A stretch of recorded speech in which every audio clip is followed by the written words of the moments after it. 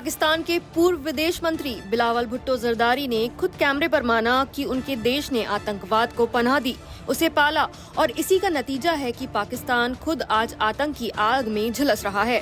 पहलगाम में हुए हालिया आतंकी हमले ने एक बार फिर भारत को झकझोर कर रख दिया।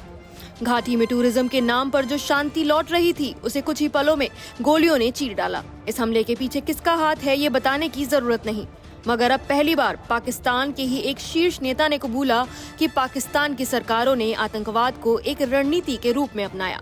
भुट्टो ने हाल ही में स्काई न्यूज के साथ एक इंटरव्यू किया, जिसमें उन्होंने कहा, पाकिस्तान का अपना पास्ट रहा है, हमने इससे बहुत कुछ झेला है और हमें इसमें सुधार लाने की जरूरत है। बिलावल भुट्टो ने साफ कहा, पाकिस्तान ने पहले अफगान युद्ध के दौरान मुजाहिदीन को समर्थन दिया और ये सब पश्चिमी ताकतों यानी अमेरिका और ब्रिटेन के साथ मिलकर किया गया था। उन्होंने ये भी कहा कि पाकिस्तान एक के बाद एक कट्टरपंथ की लहरों से गुजरा और इसने हमें बहुत नुकसान पहुंचाया। हालांकि बिलावल अब दावा कर रहे हैं कि पाकिस्तान ने अपने चरमपंथी नीतियों से सबक लिया है। उन्होंने कहा कि अब पाकिस्तान इस तरह की गतिविधियों में शामिल नहीं है।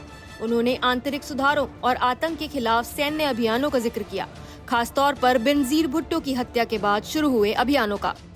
ये वही बिलावल भुट्टो हैं जिन्होंने कुछ साल पहले भारत पर बिना सबूत के आरोप लगाए थे, मगर अब वही बिलावल कह रहे हैं कि पाकिस्तान का अतीत आतंकवाद से जुड़ा रहा है।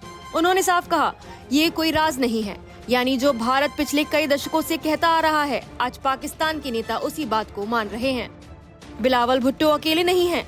पाकिस्तान के रक्षा मंत्री ख्वाजा आसिफ ने भी कुछ दिनों पहले एक लाइव इंटरव्यू के दौरान ये कहकर सनसनी फैला दी थी कि पाकिस्तान सालों से आतंकियों को ट्रेनिंग और फंडिंग देता आया है। यहाँ तक कि अमेरिका के लिए डर्टी वर्क यानी गंदा काम भी पाकिस्तान ने किया है। पहलगाम में हुए आतंकी हमले में 26 लोगों की जान गई, जिनमें एक नेपाली नागरिक भी शामिल था। इस हमले के बाद भारत ने पाकिस्तान के खिलाफ कड़े कदम उठाए हैं। पाक नागरिकों के वीजा रद्द किए हैं, सिंधु जल संधि निलंबित की है और राजनयिक स्टाफ में कटौती भी की है।